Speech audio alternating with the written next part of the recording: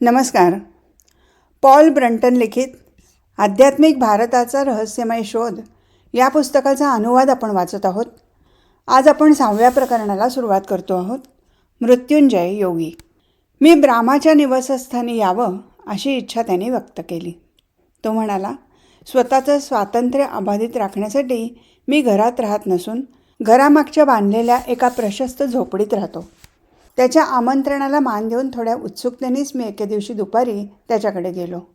धूळ भरल्या रस्त्यावरती इमारत काहीशी उपेक्षित, एकाकी अवस्थेत उभी होती. पांढरा रंग दिलेल्या त्या प्राचीन इमारतीच्या बाहेर क्षणभर उभं राहून मी इमारतीच्या लाकडी मजल्याचं निरीक्षण करू लागलो. पुढील बाजूस येणाऱ्या लाकडी खिडक्यांची रचना मध्ययुगीन काळातील युरोपियन घरांची आठवण ताजी करत होती. मी समोरचं जड जुनं दार ढकललं. त्याचा आवाज सगळ्या खोल्यांमधून घुमला. आतून लगेचच एक वृद्ध स्त्री बाहेर आली. तिच्या पूर्ण चेहऱ्यावर मातृवत्सल स्मित पसरलं होतं. तिने माझ्यासमोर येऊन वारंवार वाकून अभिवादन केलं. नंतर मला एका लांबलचक अंधाऱ्या मार्गाने आत नेत स्वयंपाकघरातून मागच्या बागेकडे नेलं. तिथे सर्वात प्रथम माझं लक्ष वेधलं ते डेरेदार पिंपळ वृक्षाने आणि मग खालच्या बाजूला असलेल्या वडाच्या खालच्या त्या जुन्या पद्धतीच्या विहिरीने. त्या वृद्धेने मला विहिरीच्या पलीकडे असलेल्या झोपडीकडे नेलं. ती झोपडी विहिरीच्या थोडीशी जवळ, तिच्यावरच्या पिंपळाची थोडी छाया मिळावी अशा रीतीने बांबूनी बांधली होती. झोपडीच्या पातळ लाकडी खांबावर गवताचं छप्पर आच्छादलेलं होतं. त्या प्रौढेचा चेहरा ब्राह्मा इतकाच काळा होता. माझ्या आगमनाने ती खूप उत्तेजित झालेली दिसत होती. तिने झोपडीतील व्यक्तीला उद्देशून थरथरत्या आवाजात तामिळमध्ये बरंच काही सांगायला सुरुवात केली. आतून सुरेल आवाज कानावर पडला. दार किंचित उघडलं गेलं. दुसऱ्या क्षणी योगी दारात उभा होता. त्याने मला आपुलकीने त्याच्या साध्या कुटीत नेलं. त्याने दार तसंच उघडं ठेवलं. मला इथवर आणणारी ती विधवा दाराशी काही मिनटं खिळून उभी राहिली. तिची नजर माझ्यावरच खिळून राहिली होती आणि चेहऱ्यावरून अवर्णनीय आनंद ओसंडून वाहत होता. मी आजूबाजूला पाहिलं. ती एक साधी खोली होती. समोरच्या भिंतीला लागून एक लाकडी बुटका दिवाण होता. त्याच्यावर गादी उशा असं काहीच नव्हतं. दुसऱ्या कोपऱ्यात एक लाकडी ओबडधोबड बेंच होता. त्याला काच पेपरने घासून चमक आणली होती. छतावरील तुळईला दोरीने बांधलेली नक्षीकाम केलेली धातूची घागर लटकत होती. जमिनीवर एक मोठी सतरंजी अंतरली होती. बसा. जमिनीकडे बोट दाखवत ब्राह्मा म्हणाला, तुम्हाला बसायला खुर्च्या नाहीत, मला माफ करा. ब्राह्मा, मी आणि माझ्यासोबत आलेला विद्यार्थी वजा शिक्षक आम्ही सगळे खाली बसलो. तो तरुण सतत माझ्या सोबतीला होता आणि आता दुभाषाचं काम करत होता. काही मिनिटांनंतर ती वृद्ध विधवा तिथून रवाना झाली आणि थोड्याच वेळात चहा घेऊन परतली. तिने टेबलाऐवजी सतरंजीवर चहा ठेवला. पुन्हा ती निघून गेली आणि परत येताना आपल्यासोबत बिस्किटं, संत्री, केळी घेऊन आली. हा सगळा ढीग धातूच्या ताटलीत ठेवलेला होता. आम्ही त्या छानशा अल्पहाराचा आनंद घेण्यापूर्वी ब्राह्माने झेंडूच्या फुलांचा एक हार आणला आणि माझ्या गळ्यात घातला. मला आश्चर्य वाटलं. मी विरोध करायचा प्रयत्न केला, कारण मला माहीत होतं की ही भारतीय प्रथा खास मोठ्या व्यक्तींसाठी राखीव होती आणि मी स्वतःला या उच्च पातळीचा कधीच समजत नव्हतो. पण बंधू, तो सस्मित आपली बाजू मांडत म्हणाला, माझ्या निवासस्थानाला भेट देणारे तुम्ही पहिले युरोपियन आहात आणि माझे मित्र बनणारेही पहिलेच. तुमच्या येण्यामुळे मला आणि या महिलेला होणारा आनंद तुमचा असा सन्मान करून व्यक्त करायला हवा. त्यानंतर माझा निषेध कुचकामी ठरला. माझ्या जॅकेटवर डौलदारपणे रुळणारा तो झेंडूचा पुष्पहार तसाच ठेवून मला जमिनीवर बसणं भाग पडलं. त्याचबरोबर युरोप इथून बरंच दूर असल्याचा आनंद मला मनापासून झाला. त्यामुळे माझ्या कोणत्याही मित्राला माझं हे विचित्र ध्यान पाहून माझ्यावर हसण्याची संधी मिळणार नव्हती. थोडा वेळ आम्ही चहा पीत, फळांचा आस्वाद घेत मजेत गप्पा मारल्या. ती झोपडी आणि त्यातील ओबडधोबड फर्निचर ब्राह्माने स्वतःच्या हाताने बनवल्याचं त्याने सांगितलं. कोपऱ्यातील बेंचवर पडलेल्या कागदांनी माझं कुतूहल चाळवलं गेलं. मी ब्राह्माला हे काय आहे हे सांगण्याची विनंती केली. ते सगळे कागद गुलाबी रंगाचे होते आणि त्याच्यावर हिरव्या शाईने लिहिलेलं होतं. ब्राह्माने त्यापैकी काही कागद उचलले. त्यांच्यावर अपरिचित विचित्र लिपीतील अक्षरं होती. ही तमिळ लिपी होती हे सहज दिसून येत होतं. त्याने मला माहिती दिली की ते कागद अप्रचलित तामिळ लिपीत लिहिले गेले होते. ती लिपी काही शतकांपूर्वीच्या साहित्यात वापरली जायची आणि ती वाचू शकणारे फार थोडे लोक आता शिल्लक राहिले आहेत. त्याने असंही सांगितलं की तत्त्वज्ञान आणि साहित्यातील महान अभिजात ग्रंथ दुर्दैवाने याच पुरातन भाषा प्रकारात लिहिले गेले आहेत. तिला उच्च तामिळ म्हणतात आणि आधुनिक काळातील प्रादेशिक भाषा येणाऱ्यांना ती कळणं तितकंच अवघड आहे जितकं आधुनिक काळात प्रचलित इंग्लिश भाषा येणाऱ्याला मध्ययुगीन काळातील इंग्रजी समजणं कठीण जातं. या कागदांपैकी बरेच कागद मी बहुतांशी रात्रीच्या वेळी लिहिले आहेत, ब्राह्माने खुलासा केला. त्यापैकी काही माझ्या योगाच्या अनुभवावर आधारित गद्य आहेत, पण इतर काही दीर्घ कविता आहेत ज्यांच्यात मी माझं हृदय उघडं केलं आहे. स्वतःला माझे शिष्य म्हणवणारी काही तरुण माणसं सहसा इथे येतात आणि त्यांचं मोठ्याने वाचन करतात. ब्राह्माने त्या कागदांपैकी काही कलात्मक लिखाण असणारे कागद उचलले. लाल आणि हिरव्या शाईने लिहिलेले ते काही गुलाबी कागद होते. त्याने त्या कागदांना एका हिरव्या रिबनने बांधलं आणि सस्मित मला सादर केले. हे लिखाण मी खास तुमच्यासाठी केलं आहे, त्याने जाहीर केलं. माझा तरुण दुभाषाला ते 18 ओळीचं एक काव्य असल्याचं दिसून आलं, पण त्याचा प्रारंभ आणि अंत माझ्या नावाने होत होता एवढंच त्याला वाचता आलं. त्याची मजल त्यापुढे जाऊ शकली नाही. त्याने आदल्यामधल्या काही शब्दांचा अर्थ लावत मला सांगितलं, या काव्यात माझ्यासाठी काही व्यक्तिगत संदेश दिलेला आहे, पण तो इतक्या उच्च तामिळ भाषेत लिहिलेला आहे की त्याचं योग्य भाषांतर करायला तो असमर्थ आहे. तरीही ती अनपेक्षित भेट मिळाल्याने मला अत्यानंद झाला, कारण त्यात खास करून एका योग्याच्या सदिच्छा व्यक्त होत होत्या. माझ्या भेटीचा हा समारंभ पूर्ण झाल्यानंतर ती वृद्धा तिथून निघून गेली आणि आम्ही गंभीर चर्चेला लागलो. मी पुन्हा एकदा श्वसन व्यायामाच्या बाबतीत चर्चा छेडली, कारण योगात त्याची महत्त्वाची भूमिका दिसत होती. शिवाय हा विषय म्हणजे प्राणायाम अत्यंत रहस्यमय आहे. मला जास्तीचे व्यायाम प्रकार दाखवू शकत नसल्याबद्दल ब्राह्मणी खेद व्यक्त केला, पण तो त्याच्या सिद्धांतांविषयी अधिक माहिती द्यायला तयार झाला. निसर्गाने प्रत्येक माणसाला एका सूर्योदयापासून दुसऱ्या सूर्योदयापर्यंत म्हणजे 24 तासात 21,600 तालबद्ध श्वासोश्वास बहाल केले आहेत. अतिजलद, गडबडीचे आणि अतिक्षुब्ध श्वासोश्वासाने हे प्रमाण वाढतं आणि त्यामुळे आपलं आयुष्य घटतं. मंद, खोल आणि शांत श्वासोश्वासाने श्वासांचा हा दैनिक भत्ता काटकसरीने वापरला जातो, त्यामुळे आपण दीर्घायुषी होतो. अशा रीतीने वाचवलेला प्रत्येक श्वास एक महान संचय करतो. या बचतीच्या साठ्यातून आपल्याला जीवनाची जास्तीची वर्ष मिळवता येतात. योगी इतर माणसा इतका श्वासोश्वास करीत नसल्यामुळे त्याला तशी गरजच नसते. पण मी माझी शपथ न मोडता यांच्यापेक्षा जास्त खुलासा कसा करू? योग्याचं हे असं हातचं राखून ठेवणं मला खोटी आशा दाखवून झुलवल्यासारखं वाटलं.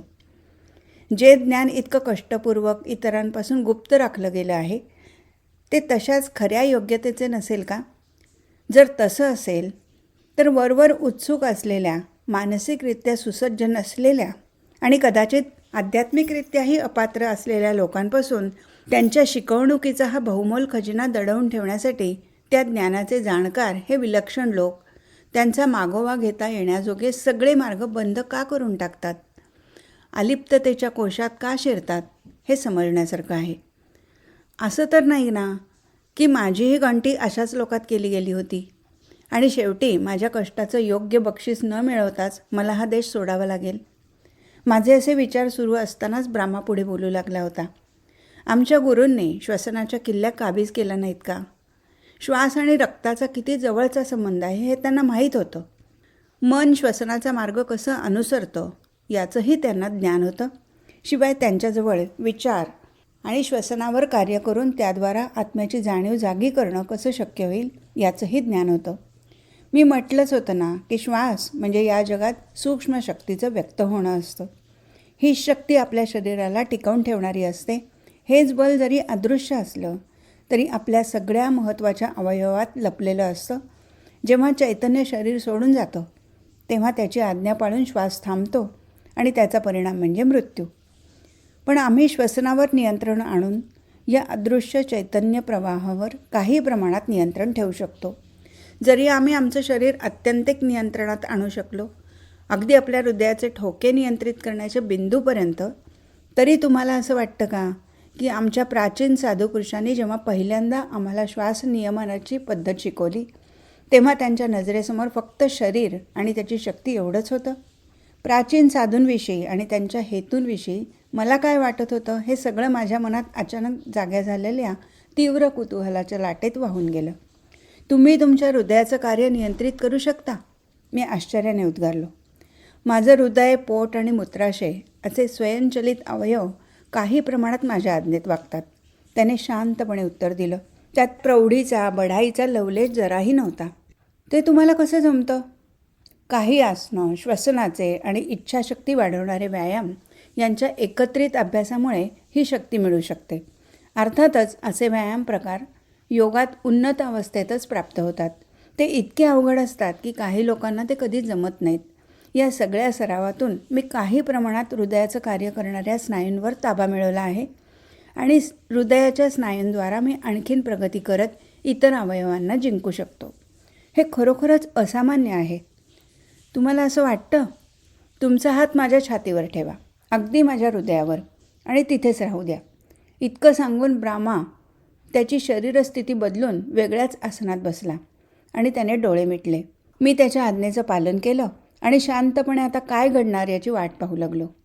काही मिनटं तो अगदी दगडासारखा स्तब्ध आणि तितकाच निश्चल बसून राहिला. नंतर हळूहळू त्याच्या हृदयाचे ठोके मंदावले. ते इतके मंद मंद होत गेले की मला धक्काच बसला. माझ्या हाताला जेव्हा त्याच्या हृदयाची लयबद्ध धडधड पूर्णपणे थांबल्याचं जाणवलं तेव्हा माझ्या सर्वांगावर एक अगम्य रोमांचाची लहर पसरली. जवळजवळ 7 सेकंद असेच गेले. मी असा आवंढला जणू मला भास होत आहे. पण माझ्या अनुभवाने मला इतकं अस्वस्थ केलं होतं की असा प्रयत्न करणं किती निरर्थक आहे हे मला समजत होतं. जेव्हा त्याचं मृतवत स्थिर झालेलं हृदय पुन्हा चैतन्याने धडधडू लागलं तेव्हा माझा जीव भांड्यात पडला. हळूहळू त्याच्या हृदयाचे ठोके वाढत गेले आणि ते सुरक्षितपणे पूर्ववत काम करू लागलं. त्यानंतर काही मिनिटापर्यंत तो योगी स्वतःतच बुडलेल्या निश्चल अवस्थेत बसून राहिला. नंतर सावकाशपणे आपले डोळे उघडत त्याने विचारलं, तुम्हाला हृदय बंद पडलेलं जाणवलं? होय, अगदी स्पष्टपणे. मला खात्री आहे की या अचाट कृत्याबाबत मला कुठलाच भास झालेला नव्हता. ब्राह्मा त्याच्या आंतरिक अवयवाबाबत आणखी कोणती क्लुप्ती करू शकतो असा विचार माझ्या मनात चमकून गेला. जणू हा विचार मी न बोलताच त्याला कळल्याप्रमाणे ब्राह्मा म्हणाला, माझ्या गुरूंना जे साध्य आहे त्याच्या तुलनेत हे काहीच नाही. तुम्ही त्यांची एक रक्तवाहिनी तोडून टाका, ते वाहणाऱ्या रक्तप्रवाहाला नियंत्रित करतील. होय, अगदी तो थांबवू देखील शकतील. मीही काही प्रमाणात माझं रक्त माझ्या नियंत्रणात आणलं आहे, पण मी तसं करू शकत नाही. तुम्ही मिळवलेला ताबा दाखवू शकाल? त्याने मला विनंती केली की मी त्याचं मनगट धरून त्याच्या नाडीवर बोट ठेवावं, ज्यामुळे तिथल्या रक्तवाहिन्यांमधून वाहणारा रक्तप्रवाह मला जाणवेल. मी तसं केलं. अगदी 2 ते 3 मिनिटातच मला जाणवू लागलं की माझ्या अंगठ्याखालील प्रवाहाची लय घटू लागली आहे. ठोके मंदावू लागले आहेत. लवकरच ते पूर्णपणे थांबले. ब्राह्माने त्याची नाडीही थांबवली होती. मी काळजीने त्याच्या धमन्यांमधून रक्तप्रवाह सुरळीत होण्याची वाट पाहू लागलो. 1 मिनिट सरलं, पण काहीच झालं नाही. 2रं मिनिट. त्याच्या सरणाऱ्या प्रत्येक सेकंदाबरोबर मला माझ्या घड्याळाची टिकटिकसुद्धा कळत होती. 3रं मिनिटही तसंच गेलं. 4थं मिनिट अर्ध्यावर आल्यावर मला त्याच्या धमन्यांमध्ये मंद हालचाल जाणवली. माझा ताण उतरला. लवकरच त्याच्या नाडीचे ठोके सामान्य झाले. किती विलक्षण! मी नकळत उद्गारलो. हे तर काहीच नाही, तो नम्रपणे म्हणाला. आजचा दिवस एकामागोमाग अद्भुत कार्यांचा दिसतोय. मला आणखीन असंच अचाट कार्य दाखवाल? ब्राह्मा घुटमळला. फक्त आणखीन एकच, तो म्हणाला. यावर तुम्हाला समाधान मानावं लागेल. त्याने विचार करीत जमिनीकडे पाहिलं आणि मग घोषणा केली, मी माझा श्वास बंद पाडेन. पण मग नक्कीच तुमचा मृत्यू होईल, मी अस्वस्थ होत उद्गारलो. तो हसला आणि माझ्या बोलण्याकडे दुर्लक्ष करत म्हणाला, आता तुमचा हात सरळ करून माझ्या नाकपुड्यांसमोर धरा. मी चाचरत त्याच्या आज्ञेचं पालन केलं. नाकपुड्यामधून बाहेर पडणारा उष्ण उच्छ्वास माझ्या तळहाताला पुन्हा पुन्हा स्पर्श करत होता. ब्राह्माने आपले डोळे मिटले. त्याचं शरीर पुन्हा स्थिर निश्चल पुतळ्यासारखं झालं. तो एका गाढ तंद्रीत गेल्यासारखा वाटत होता. मी वाट पाहत माझा हात त्याच्या नाकाच्या अगदी जवळ धरून ठेवला होता. तो एखाद्या चैतन्यहीन पुतळ्यासारखा कोणताच प्रतिसाद न देता स्तब्ध होता. हळूहळू अगदी सावकाश त्याच्या उच्छ्वासाची उष्णता घटू लागली. शेवटी ती पूर्णपणे बंद झाली. मी त्याच्या नाकपुड्यांकडे आणि ओठांकडे नीट पाहिलं. त्याच्या खांद्यांचं आणि छातीचंही निरीक्षण केलं. पण मला श्वासोश्वासाचं कोणतंही बाह्यचिन्ह, स्पंदन दिसून आलं नाही. मला माहीत होतं की श्वासोश्वास होत नाही हे समजून घेण्यासाठी एवढं पुरेसं नव्हतं. आणखीन काही चाचणी घ्यायला हवी होती. पण कशी? माझा मेंदू वेगाने कामाला लागला. खोलीत एकही आरसा नव्हता. पण त्याऐवजी मला एक छोटीशी धातूची ताटली दिसली. मी ती ताटली काही वेळ त्याच्या नाकासमोर धरली आणि पुन्हा ती त्याच्या ओठासमोर धरली. कोणत्याही प्रकारच्या दमटपणामुळे तिची चकाकी किंचितही कमी झाली नाही. या गोष्टीवर विश्वास ठेवणं अशक्य वाटत होतं की एका रूढीप्रिय शहराजवळील या पारंपरिक शांत घरात मी अशा महत्त्वपूर्ण गोष्टींशी संपर्क स्थापन केला होता, जिला पाश्चात्य शास्त्रांना एके दिवशी अनिच्छेनं का होईना पण मान्यता द्यावी लागेल. पण इथे प्रत्यक्ष पुरावा होता आणि तो संशयातीत होता. एखाद्या निरुपयोगी दंतकथेपेक्षा खरोखरच काहीतरी अधिक होतं. शेवटी जेव्हा ब्राह्मा त्याच्या देहातील अवस्थेतून बाहेर पडला तेव्हा तो थोडा थकलेला दिसत होता. आता तुमचं समाधान झालं? मलूल स्मित करत त्याने विचारलं. खूपच. पण मला हे कळू शकत नाही की तुम्ही असं करूच कसं शकता. त्याचा खुलासा करायची मला मनाई आहे. श्वासावरील संयमन हा योगाच्या एका भागाचा सराव आहे. अशी गोष्ट करण्याचा प्रयत्न करणं हे एका गोऱ्या माणसासाठी कदाचित मूर्खपणाचं वाटू शकेल, पण आमच्यासाठी ती अत्यंत महत्त्वाची गोष्ट आहे. पण आम्हाला नेहमीच असं शिकवलं गेलं आहे की श्वास न घेता माणूस जगूच शकत नाही. ही कल्पना नक्कीच मूर्खपणाची नाही का? नाही, ती तशी नाही. पण ती खरीही नाही. माझी इच्छा असल्यास मी 2 तास श्वास कोंडून ठेवू शकतो. मी तसं खूपदा केलंही आहे. पण मी अजून तरी मेलो नाही. तुम्ही पाहताच आहात. ब्राह्माने स्मित केलं. मी गोंधळून गेलो आहे. यासंबंधी जर तुम्हाला खुलासा करण्याची कदाचित परवानगी नसेल तर तुमच्या या सरावामागील सिद्धांतावर थोडा प्रकाश टाकू शकाल? ठीक आहे. आपण काही ठराविक प्राण्याचे निरीक्षण करून त्यातून काही धडा घेऊ शकतो. माझ्या गुरूंची सूचना देण्याची ही आवडती पद्धत आहे. एक हत्ती एका माकडापेक्षा जास्त संथपणे श्वास घेतो, तरीही तो खूप काळ जगतो. काही मोठे साप एका कुत्र्यापेक्षा जास्त मंद गतीने श्वसन करतात, तरीही ते दीर्घायुषी असतात. अशा रीतीने मंद श्वासामुळे कदाचित आयुष्य वाढू शकतं असं दाखवून देणारे प्राणी अस्तित्वात आहेत. आत्तापर्यंत मी जे सांगितलं ते जर तुम्हाला कळलं असेल तर पुढचा टप्पा तुम्हाला सहज समजू शकेल.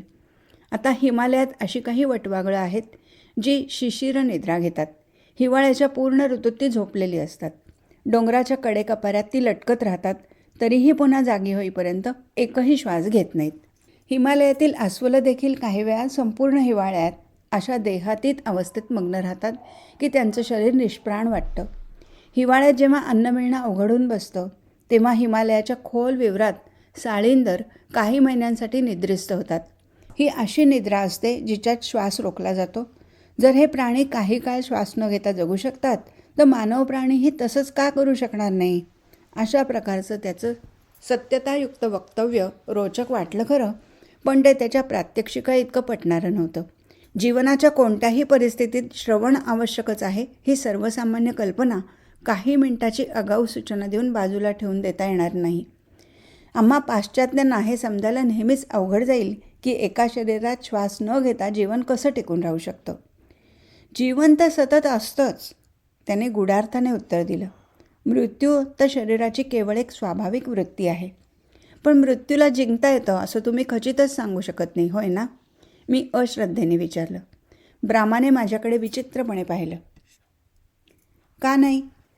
एक तणावपूर्ण शांतता पसरली. त्याची नजर माझा ठाव घेत होती, पण दयाळूपणे. तुम्ही पात्र वाटता म्हणून मी तुम्हाला आमचं एक जुनं रहस्य सांगेन. पण आधी तुम्ही एक अट मान्य करायला हवी. ती काय? कदाचित नंतर मी तुम्हाला काही श्वसनाचे व्यायाम शिकवीन, पण त्याशिवाय तुम्ही इतर कोणताही श्वसनाचा व्यायाम करण्याचा प्रयत्न करू नये. मला मान्य आहे. मग तुमच्या शब्दाचं पालन करा. आत्तापर्यंत तुम्ही या गोष्टीवर विश्वास ठेवत आलात ना की श्वसन पूर्णपणे थांबल्याने मृत्यू येतो? होय. मग शरीरात श्वास रोखून धरल्यामुळे आपल्यात जीवन टिकून राहतं. कमीत कमी आपण जोपर्यंत श्वास रोखून धरला आहे तोपर्यंत तरी, असं मानणं तर्काला धरून नाही का होणार? यावर आमचा दावा काहीच नाही. आम्ही म्हणतो श्वासनियमनात सिद्धहस्त असलेली व्यक्ती आपल्या इच्छेनुसार श्वास रोखू शकते आणि असं करून त्याच्या जीवन प्रवाहालाही टिकवून धरू शकते. तुमच्या लक्षात येतं आहे ना? असं वाटतंय. आता कल्पना करा की योगात असा सिद्धहस्त माणूस त्याचे श्वास केवळ कुतूहल म्हणून काही मिनटं रोखून ठेवत नाही, तर तो कित्येक आठवडे, महिनोन्महिने, अगदी वर्षानुवर्ष श्वास रोखून धरू शकतो. जिथे श्वास आहे तिथे चैतन्य, जीवन असायलाच हवं हे जर तुम्ही मान्य करत असाल तर मानवासाठी दीर्घायुष्याची शक्यता किती पटीने वाढते हे तुम्हाला दिसत नाही का? क्षणभर मला काय बोलावं हेच सुचेना. या ठाम विधानाला हास्यास्पद म्हणून रद्द कसं करावं आणि त्याचा स्वीकार तरी कसा करावा हे आमच्या मध्ययुगीन युरोपियन रसायनशास्त्रज्ञाच्या आदर्श स्वप्नांची आठवण देत नाहीत का?